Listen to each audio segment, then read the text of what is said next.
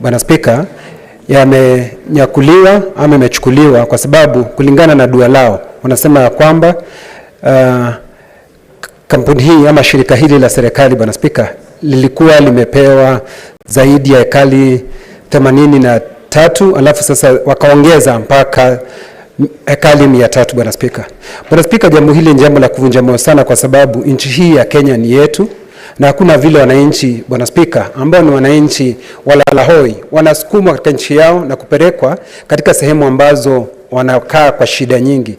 Bwana Spika, sio dua hilo peke yake, Bwana Spika. Katika seneti hii nataka kuwashukuru kwa sababu wameona kwamba wakileta dua lao katika seneti litashughulikiwa lipasavyo, Bwana Spika. Na sina shaka, Bwana Spika, kamati ambayo inaongozwa na John Medhu washughulikia shida hiyo kwa kidharura ndio wapate suluhu la kudumu. Bwana Spika, Laikipia kuna hiyo shida, Bwana Spika. Watu ambao wamefurushwa katika mahali walikuwa wakiishi wanaitwa permanent evictees, Bwana Spika. Wanaishi maisha ya uchochole, wanaishi kwa shida, Bwana Spika, ilhali wameleta dua hapa na dua lao likasemekana ya kwamba kamati iliyoshughulikia ikapeana mwelekeo, ikasema kwamba serikali tayari anapasa kuafidia, Bwana Spika. Kwa hivyo, Bwana Spika, bila kupoteza wakati, ningependa tu kusema ya kwamba kamati ambayo itashughulikia hili swala, Bwana Spika, wapate jawabu la kudumu, Bwana Spika, na wakipata jawabu, Bwana Spika, haitoshi kwa sababu wanapeana mapendekezo, Bwana Spika. Wakipeana mapendekezo, Bwana Spika, mapendekezo yanabaki kuwa mapendekezo. Mapendekezo yenyewe, Bwana Spika, hayatiliwi mkazo ndio yaweze kutekelezwa, Bwana Spika. Kwa hivyo, Bwana Spika, mimi naunga mkono hilo dua, ikipatiana katika kamati ishughulikie. Tukipata mapendekezo, haya mapendekezo yashughulikiwe, Bwana Spika. Nashukuru, Bwana Spika. Senator Mogene.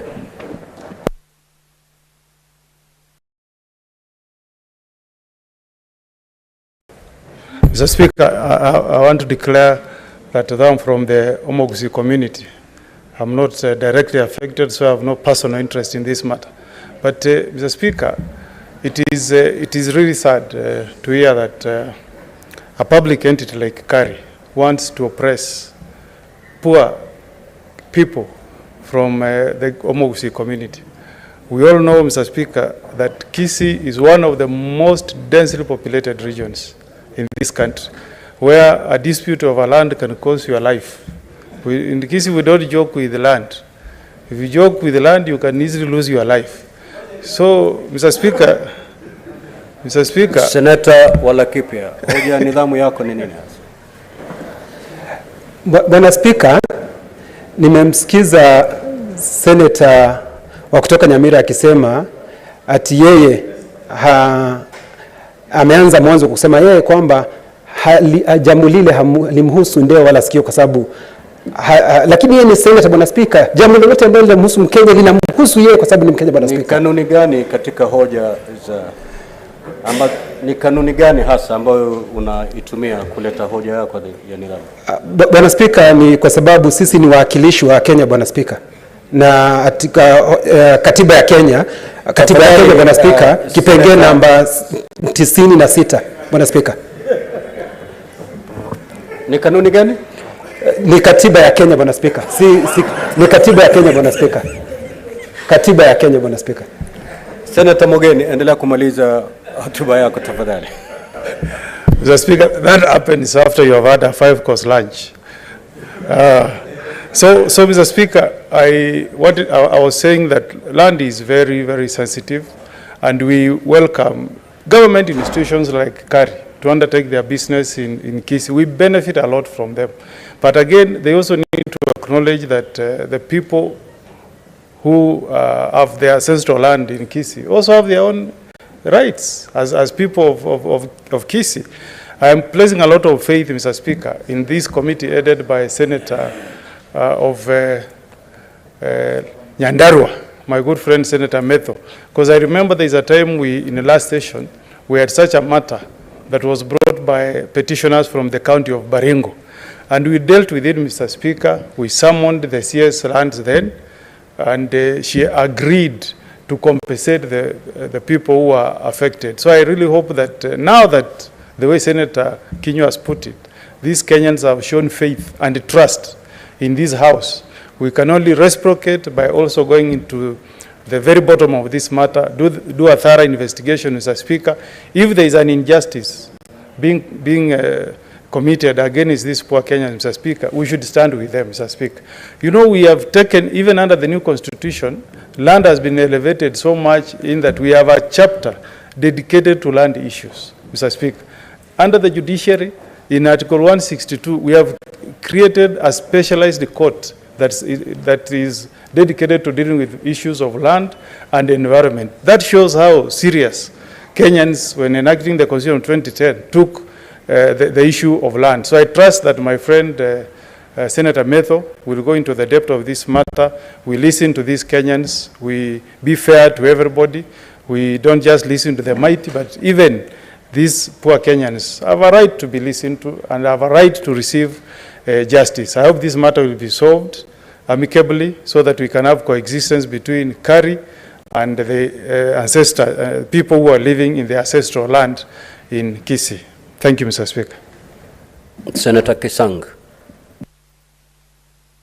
Thank you, Honorable Speaker. I wish to comment on this particular petition. Honorable Speaker, the families were generous to give 38 acres to Kari for research in that part of the country, but they took advantage and used close to about 300 acres, which they don't need. Research, you don't need that big piece of land, and they pushed the families to live on a riparian land, which is very dangerous. Honorable Speaker, with these climate change issues, you know, it is important that since the leases have expired, they need to give back basically the land to the community, to the families, and then so that the families can make use of the riparian, put up trees to help in terms of these issues of climate change. Honorable Speaker, this issue is not only in Kisi alone. I know there are many families and communities that were generous. Our grandparents and parents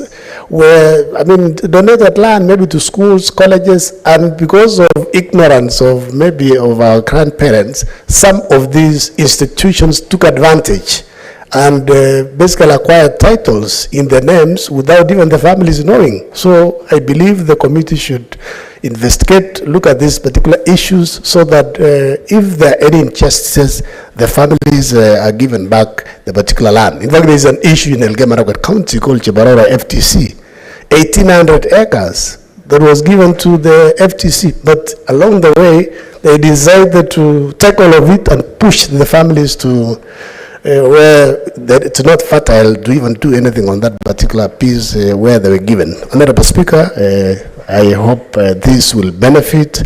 The committee will go, listen to both sides, and basically justice should prevail, and the communities, the two families should get back about 200 and maybe 62 acres or 67 acres. And then Kari can continue with the other 38. If anything, they have actually lost a lot of land themselves that was grabbed in early 90s. So they don't need that big piece of land. Thank you, Honorable Speaker. Senator Munyahaji. Asante Mheshimiwa Spika kwa kunipa fursa hii kuchangia ardhi hali hii ambayo imeletwa na wakazi wa kutoka maeneo ya Kisi ambako wanalalamika kuhusiana na kunyakuliwa kwa ardhi yao ya jadi na taasisi ya Kari na taasisi ya Kisi Farmers Training Center. Mheshimiwa Spika, hii ni masikitiko kwamba watu ambao wamejitolea ardhi kwa taasisi ya kiserikali, taasisi ile imekuwa sasa wao ndio wanamiliki ardhi yote ambayo familia ama jamii hii ilikuwa inamiliki. Mheshimiwa Spika, hii ni sawa na kumkaribisha ngamia nyumbani kwako alafu ngamia akakutoa ndani ya nyumba ile. Mheshimiwa Spika, nimeona pia katika maelezo yao ni kwamba walikwenda kwa National Land Commission, tume ya ardhi ya kitaifa, mwaka 2015, lakini karibu miaka 8 baadaye hawajapata suluhu ya swala kala hili. Na wapongeza kwa kuwa na imani kwamba Senate hii itaweza kuangalia mambo yao ili waone kwamba zile dhulma ambao wanafanyiwa, Mheshimiwa Spika, zimewekewa kikomo. Mheshimiwa Spika, hata wakati wa ukoloni ardhi zetu zilichukua kama hivi. Tunaanza kidogo, baadaye mnaambiwa hapa nyinyi hamufai kuishi hapa, na ardhi inakwenda hivyo hivyo kiolela. Baadaye wanapewa mabwenyenye wengine na wanaweza kuanza kufanya biashara na kulima na mambo kama hayo. Mheshimiwa Spika, mwaka 2021 kulikuja ardhi hali kama hii ya jamii ya Wajomvu kule kaunti ya Mombasa. Na licha ya kwamba tulipewa pendekezo kwa Tume ya Kitaifa ya Ardhi iweze kuingilia jambo hilo, mpaka sasa Mheshimiwa Spika, tume ile haijaita mkutano wala haijakaa kulifuatilia swala hilo. Kwa Mheshimiwa Spika, ni mapendekezo kwamba iwapo masuala haya yataweza kujadiliwa na tume ama Senate itoe mapendekezo, Mheshimiwa Spika, ni lazima pendekezo yale ambayo yatatolewa yatekelezwe, kwa sababu haina faida watu walete malalamiko yao katika bunge hili, bunge litoe kauli, baadaye zile kauli zikaliwe na wale wanaohusika katika serikali. Asante Mheshimiwa Spika kwa kunipa fursa hii. Senator Mutenda.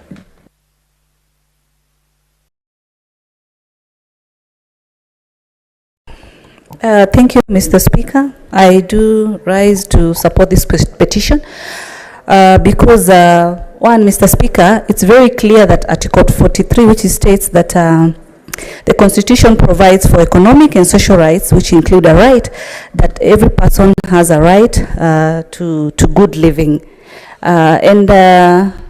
Matters agriculture are also very passionate to me. This is an institution, Matters Research, that definitely will be able to ensure that we are going to have the levels of farming and agricultural feedbacks that are required to the standards that are needed. Mr. Speaker, Matters Land. As we've seen, even with our neighboring county, the county of Machakos, the motion that we were even discussing yesterday on the illegalities of land matters, whereby case example, Kisi is really asking to be to have the land to be able to put an agricultural institution. I support it. It's a plus because then it creates more employment. It ensures that our farmers are able to have a produce that is quality. They are able to have different markets, hence expansion and matters around that. But I don't want to forget that at times individuals have their own interest, ensure holding land so that eventually they end up benefiting themselves. We've seen what is happening in Mavoko County, whereby cartels and leaders in this country have decided to come out and fraudulently take monies from very innocent Kenyans, whereby families, as we speak, they are suffering because people have put money in their pockets. But I'm very happy that the DCI, Mr. Speaker, has put a list which we continue emphasizing that he expounds on that particular list for the leaders who in this country who are supposed to represent the people, yet they're the ones who are still eating money from these people, yet innocent Kenyans are suffering. But back to the issue of Kisi, I do support that this is a very important institution, putting in mind I have a bill that talks about extension services, agricultural extension services in this country, and this is one area that is going to be very impactful, Mr. Speaker, on matters agricultural research. It's very important and I rise to support. Thank you, Mr. Speaker. Senator Ledama. Mr. Speaker, I thank you. I rise to support this petition. There are a couple of things which struck me on this petition. That a government institution, by another government institution, the Ministry of Agriculture, allocated land, excised out a portion of land belonging to private individual and allocated 83 acres on a leasehold to another government institution. The first question, Mr. Speaker, that I hope that Senator Matthew and his Committee on Agriculture will try and look in is land, will try and ask the right question. When this lease expired, what happened? Because it is very, very important, because once we have the right questions asked, we can then be able to assist these people who are now referred to as squatters. The last time I heard of a name squatter in the history of this country was really highly referred to people who worked in tea estates, in coffee plantations. But in a country as large as Kenya today, and this, I'm sorry, Mr. Speaker, it has affected the Kisi community. The Kisi community are now spread across the country because their own land has been taken away by government institutions. It's a shame. So, Mr. Speaker, I hope that the Committee on Land will first of all determine what happened to the title deed of the real owners of this land. How can you come to my land, you excise out, you give a 37-year lease, and then until today, way back from 1945, from 1964, until today, you're still living in that land.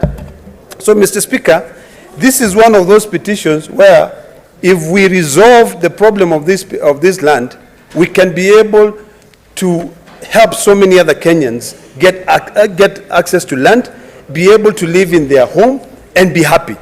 The reason why we have squatters, Mr. Speaker, is because of ignorance. It is true.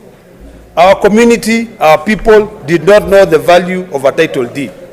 But now in this country, a government institution goes out, is given a leasehold for 37 years, and they are still sitting on the land.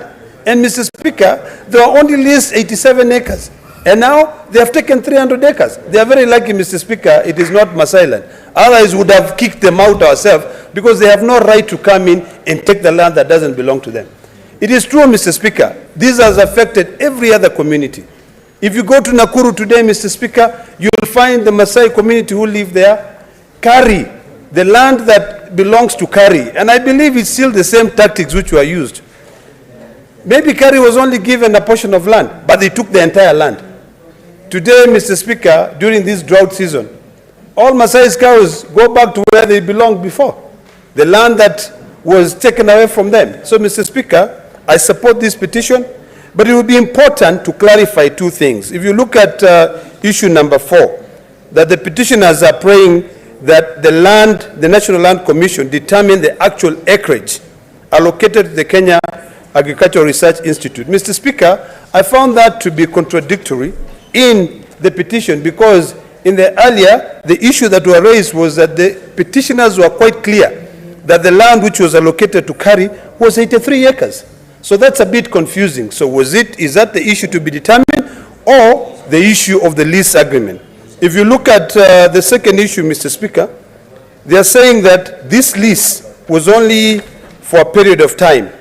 What happened to all the other leases?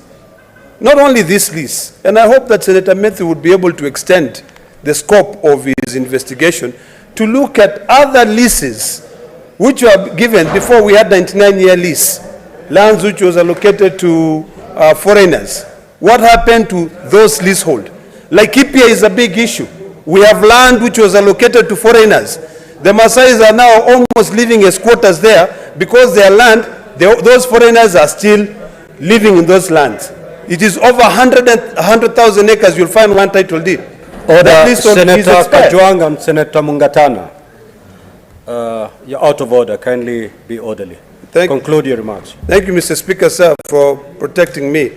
I never thought that Senator Kajwang will be speaking across the aisle, talking to Senator Mungatana. But on a serious note, Mr. Speaker, I think it is important that we resolve this issue of leaseholds.